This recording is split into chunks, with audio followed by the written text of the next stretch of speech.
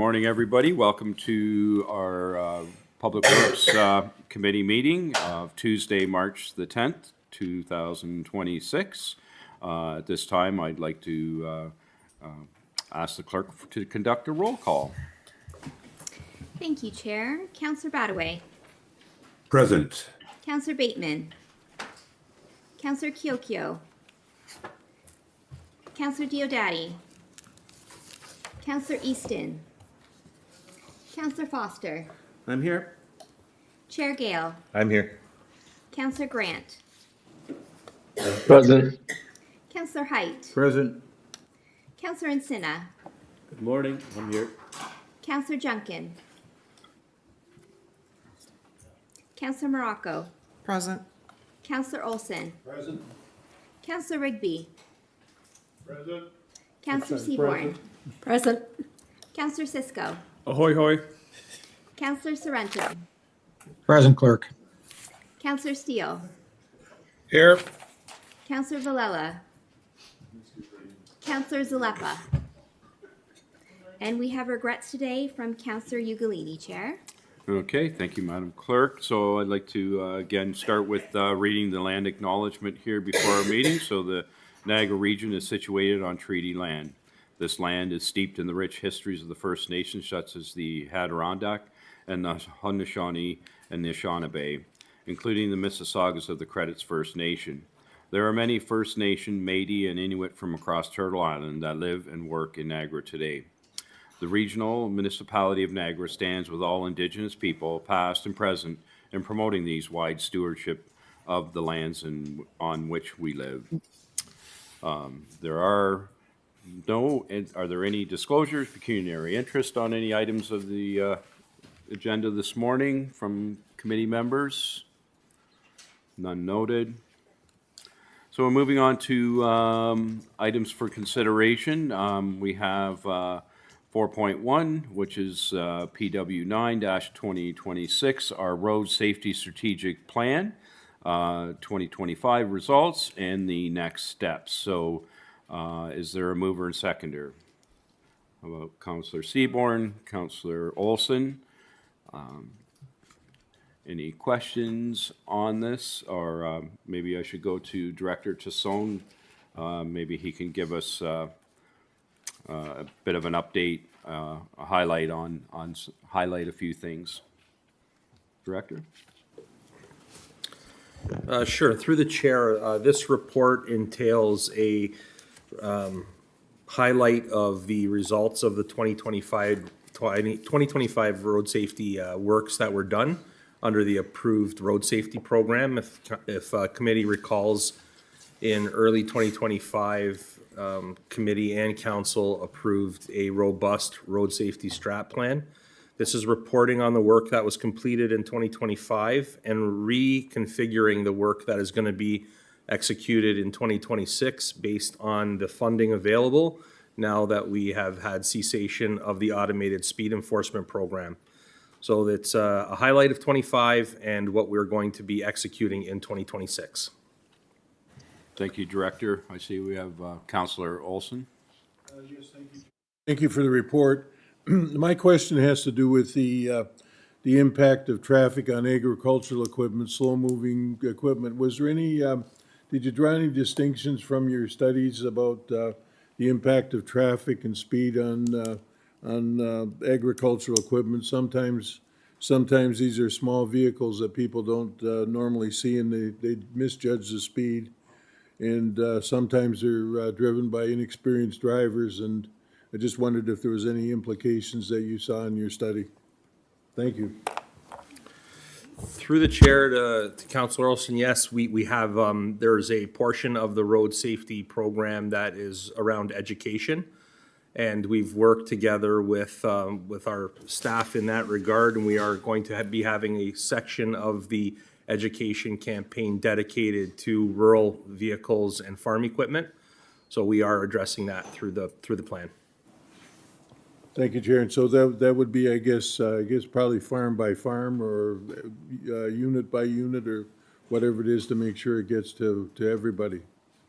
I'm assuming that. Is that correct? Through the chair, this will be a education campaign that is rolled out region-wide, so it won't be specific to any farm. Okay. No, Chair, through you, Chair, I was thinking perhaps just because of the nature of the business, whether it should be, whether they collect in groups or whatever they do, but I was suggested there might have to be smaller units for the individual training sessions. Thank you. Okay, we have Counselor Height next. Yes, through you to staff. When you're trying to compare trends, collision trends that I see in this report, are you looking at the weather from year to year to year? Obviously, this winter that we've just going through, with all the snow and the ice, there could be more collisions, and that could be the factor, not the way people are driving. Are we looking at that as a factor when we're trying to show the comparisons? Through the chair, we look at all considerations when we evaluate serious collisions and fatalities that happen as a result of collisions. What we've found in our trend is that most serious collisions or fatalities happen in the summer months and are directly tied to speeding. Okay, thank you. Okay, seeing no other speakers, call the question. Please vote electronically.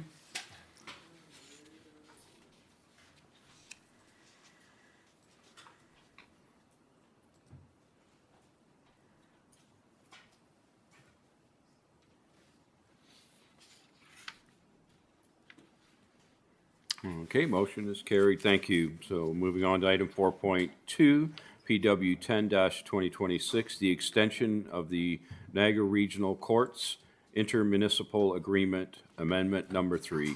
Is there a mover and seconder for that? Moved by Councillor Rigby and second by Councillor Morocco. Is there any discussion? Just give everybody a minute.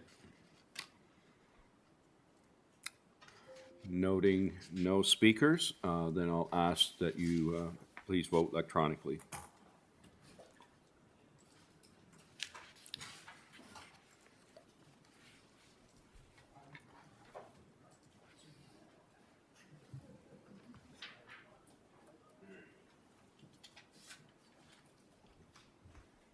Okay, motion is carried. Thank you.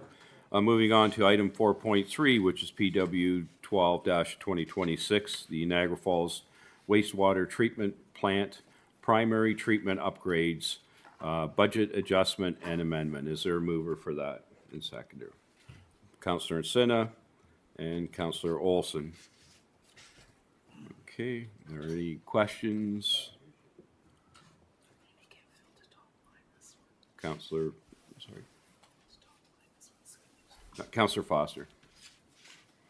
Yes, thank you, Chair Witteveen. So, when we start seeing numbers and capital adjustments kind of as significant as this in and around, and I know there's always valid reasons for it, but I'm just curious through to staff, like, is this kind of the tip of the iceberg? Like, are we going to be seeing this with all of our major capital that's coming down the road? And I'll have a follow-up question to that. Okay, to Director Lambert. Through the chair, thank you for the question. In this case, this is a good news story where we received funding from the province of about 24.5 million. The reason why this report is in front of you today is that in order to meet the timelines for the agreement with the province to formalize this funding, we have to present and expedite the 9.7 million from our wastewater capital reserve. So if this were a typical process, we would have completed the design fully first and then in the following year budgeted for it. But as we've received funding, which is great news, we're able to expedite this and then complete the necessary documentation.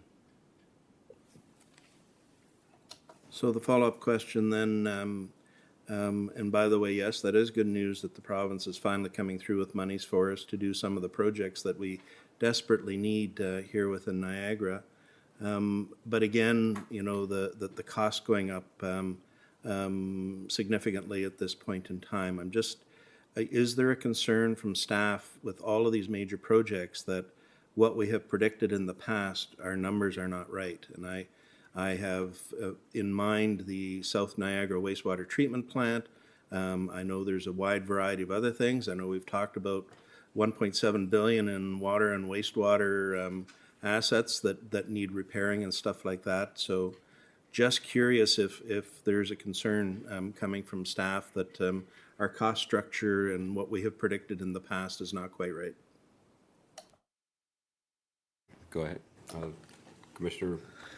Yeah, through the chair, great question. Every year, we update our asset management plan with respect to looking at the projects that we prioritize and adjusting our budget amounts. So there is that refresh on an annual basis prior to the budget process. With respect to the South Niagara Falls wastewater treatment plant, we are anticipating bringing a presentation back to committee in the spring with updated information on that particular project. So I don't blame staff for not actually answering the question, but is there concerns on the staffing side with this? I mean, I as a councillor, while I remain a regional councillor, I'm certainly going to be incredibly interested in making sure that, you know, some of these things and where the affordability level and where we need to be, you know, arguing with the province or with the federal government or whatever. So just, again, maybe I'm not trying to hammer away at this, but is there concern on staffing side that the cost structure isn't quite what we expected with some of our previous approvals? There is concern through the chair, and we look at how we can optimize the dollars that we have. Again, looking at prioritizing what we're proceeding with, looking at opportunities to phase projects to reduce the initial upfront cost of those. And again, we do that through the asset management program in advance of the budget process on an annual basis. And we'll be coming back to committee with the results of that as we head into the 2027 capital budgeting process. Okay. Councillor Encena. Thank you, Chair. Through you to the director. I know many of us here around the Horseshoe have gone and looked at the Niagara Falls treatment plant. Can you explain where that money and where the updates are going to go and where it's not going to go as per the intake, if you would, please? Through the chair, thank you for the question. And again, we're always happy to host councillors coming through and seeing the water wastewater infrastructure in the state. As you'll recall, this portion is the primary clarifier. So there's 6 large concrete tanks, which provides the primary treatment. It has the chain and flight technology to remove the scum and the solids. And these tanks are in very poor condition. And that's what this project is going to address. The other key project that you saw as well was where all the wastewater comes into the plant. So that is the intake portion and the screening. That is another significant project that we also have identified as a high need for this facility. Thank you, Chair. I appreciate that. Okay, Councillor Olson. Yes, thank you, Chair. Are we commenting now on the motion? Comments or questions? Yes. Comments, thank you. We just came through a process of, and I would call it a beneficial budgeting process. I think it was a great success. We managed to address the issue of affordability. But for projects like this, and I saw it in so many of our budgets, we had a segmented portion that was really broke things down in a proper way. And it wasn't broken down into just projects, it was broken down in what we could deliver. So I will be voting in favor of this because I think this is the deliverable, thanks to the support of the province in this.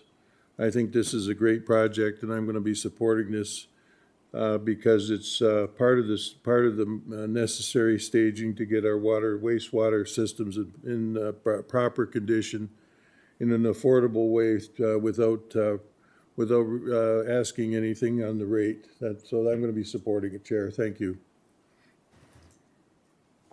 Okay, we have Councillor Villela next.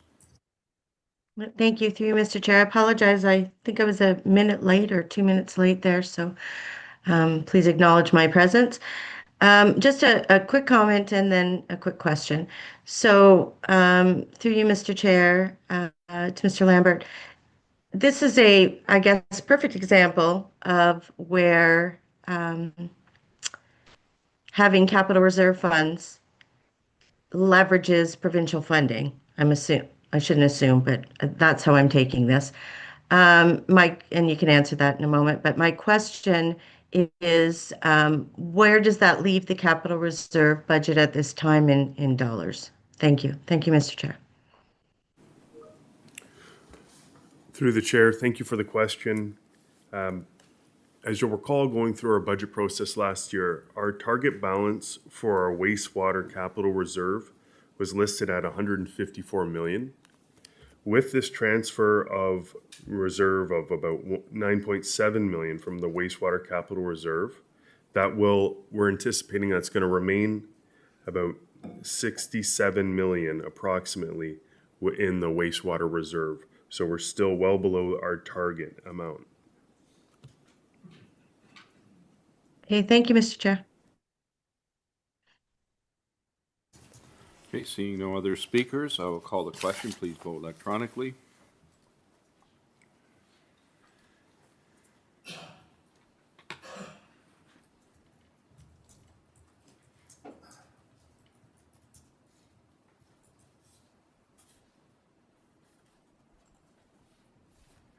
Motion is carried. Thank you.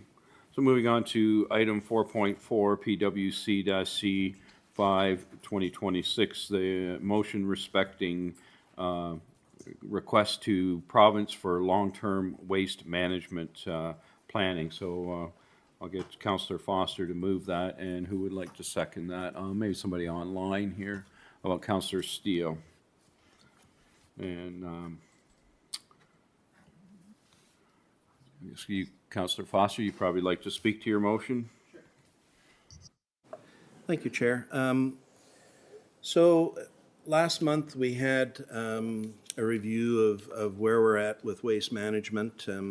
Great report, we passed it, and we did have some discussion that went on about future plans in and around, and the discussions about what are we going to do well into the future, okay? It was interesting. I reached out to our director to talk about this because I thought, there certainly is an opportunity for us to be going and thinking bigger picture because as I had said during that meeting itself, these are decisions that we're making not for tomorrow. We're making them for 50, 60, 70 years out type of thing. And certainly the discussion came up at the time that there could be alternative methodologies of dealing with waste in some form or another. Not in any way, shape, or form saying that that's where we're going to go yet as Niagara region, but certainly we need to be investigating this further. And then it did come up, there has been some success with other technologies that have come into play, but in some ways, Niagara isn't even big enough to be going and handling some of these things into the future. So we really strongly believe, and I strongly believe, that this is something that the province needs to get involved with. We need a comprehensive strategy for waste management in and across the province in some form or another. I think, and I think it's in the interest of the province. I think it's in our interest for the future of Niagara as well, or whatever Niagara is going to look like. So the reality is that there needs to be some additional work, and it makes the most sense for the province to get involved with this. So this motion, for all intents and purposes, is discussing that, and I'm hoping that that you guys will support, because I think this we had a good news story with our waste management strategy, but we need to make sure that we actually are really truly thinking about where we're going to in the future, and I think we need the province's help with this. So, anyway, thank you.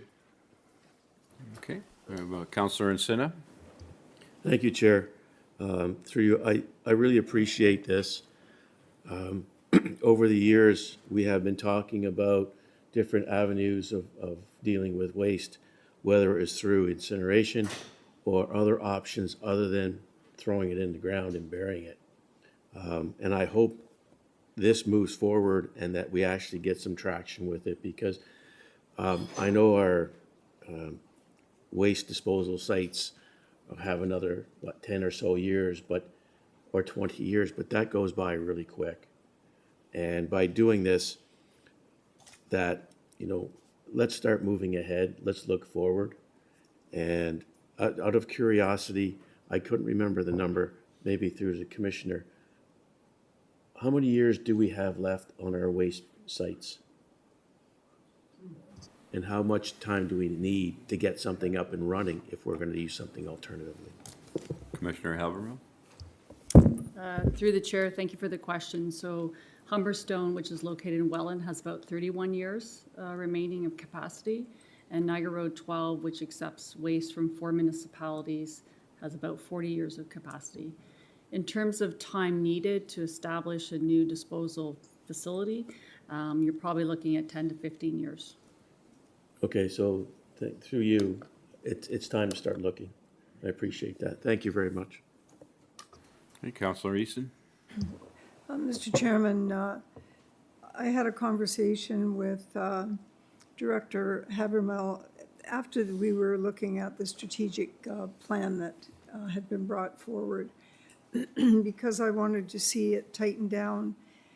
Having seen this motion, this is a very good adjunct to that document, because it's seeking, it's putting the province on notice that they need to get involved more operationally than maybe they thought they would ever have to. But we'll never do this without a broader understanding on their part. So I certainly will support this and thank Councillor Foster for bringing it forward. Thank you. Councillor Height. Yes, through to staff, are we in any discussion right now with the city of Hamilton? A number of years ago we were, and then that stopped, but are we dealing with them right now and looking at anything for the future? Commissioner Habermill. Through the chair, we are not currently speaking directly with Hamilton.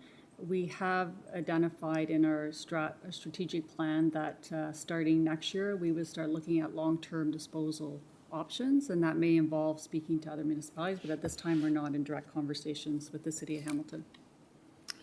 Thank you.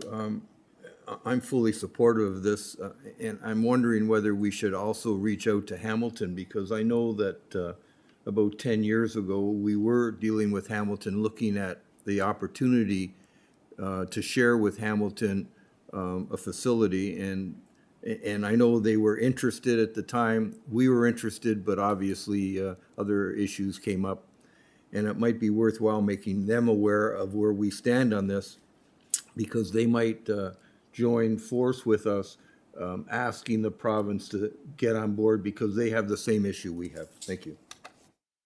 Thank you, Councillor. I'm just wondering if, from that comment, whether we could share it with this motion if it carries with our neighbor municipalities. I'm not sure if that's proper or not. May I just point out that this is going to go to AMO and also to Marco, so they're going to get it anyway. But if we want to specifically say, I have no problem with that. Chair Gale. Thank you, Chair. So this is a process question. I see in part 5, all the people that are being notified of this. Who tracks here the response, and what timeline do we give for a response coming back? And I don't know if Councillor Foster wants to answer this or staff about this, but I just want to make sure I like the motion. I just want to make sure we're getting a response on some of this.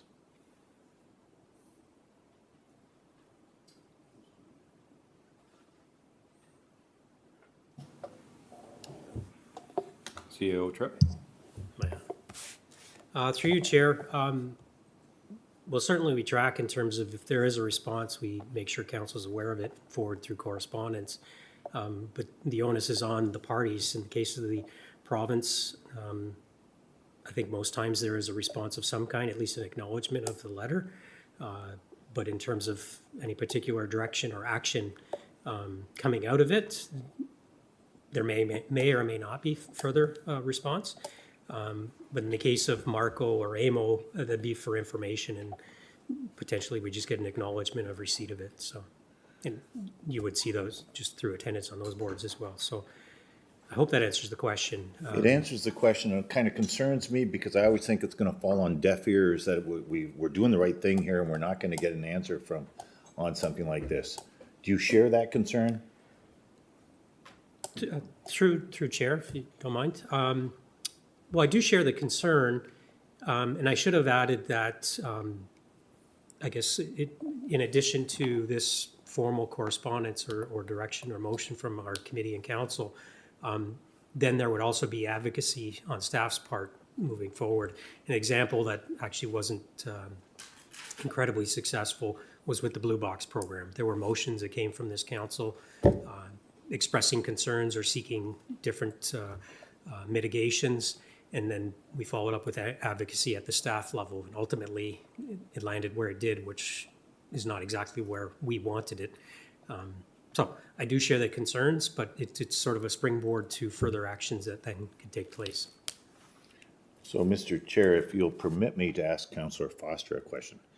Do you have a concern that we're not going to get a response in 2 or 3 months on this that's going to fall on deaf ears, or no?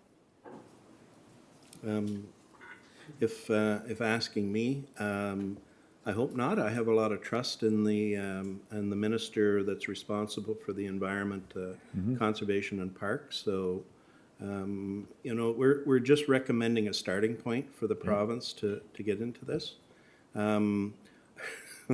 I look to my regional chair when he gets into the right opportunities to be stressing that this is an important area for us. As well, you know, we will do our advocacy at AMO and various things like that. Maybe that might turn into be one of the sessions that we have this year when we go to AMO. So there's a lot of advocacy goes into play with this type of thing. So anyway, I think it's a good starting point. So my last comment, Mr. Chair, is to Councillor Foster that if you see that we don't get a response, let me know and I'll follow it up myself if we have to. But I just see all the parties that are involved in number 5, and I'm thinking they're all turning to each other saying, you respond on this, but we're good. Thank you. Councillor Olson. Thank you, Chair, and thank you to Councillor Foster for this constructive motion. My experience with the incineration and waste is as a user, not as a developer or builder or anything like that, but as a user. And one of the things that I always heard was that you had to keep the incinerators going, and you had to develop the source of materials to burn in there because they simply have to have a volume. Well, the experience I have is in a city of 100,000 people, and most of the city was heated by what you might call an incinerator. And there was an agricultural aspect of it because we had to grow materials to burn in the incinerator when we didn't have enough of the other materials to buy. But we also had communities that had 10,000 people, and they had their own equipment. And you drive down the street and you could see where, or go on the train and you'd see where every community had one. And the beneficial aspect of it was removal of the waste, but it also heated the water in the town, and it heated the entire, it was like, I guess it's called regional heating system or something, and they're very common in the world. So I think this is a very beneficial thing because we've got to think about the generations that follow, because the options for disposing of waste in the traditional fashion should not be there for us in the future. So I appreciate this. Thank you. Okay. Yes. So I just don't want us to get lost with this motion. I mean, my view of the world is that there's new technologies coming into play. There's all sorts of things that may be appropriate. We don't really have a position on, what that technology is going to be, but we do know that we have to investigate this. We really must. We owe it to those people that are going to be stuck with waste management 50 years from now, to actually go and do our jobs right at this point. And that's where I think the province can really help us. So, thank you. Okay, with that last moment of clarity, I'll call the question.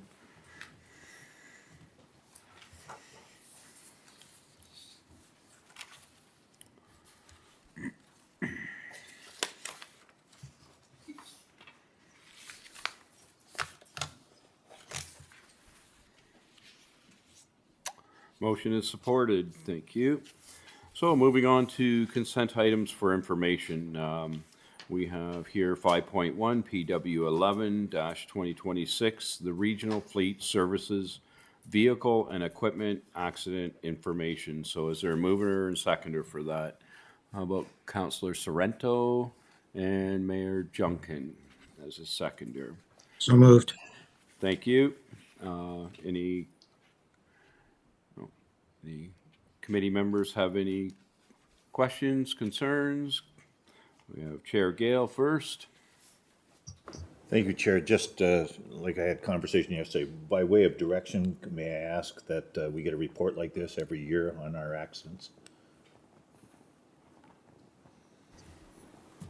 Director Tassoni, you're going to give us the yes? Yeah, through the chair, yes, that's not a problem. This is a 7-year or a 9-year, I believe, rolling average. And we will cast off the oldest year and put on the most recent year and bring this forward once a year. Thank you. Thank you, Director. No other speakers so I'll call the question.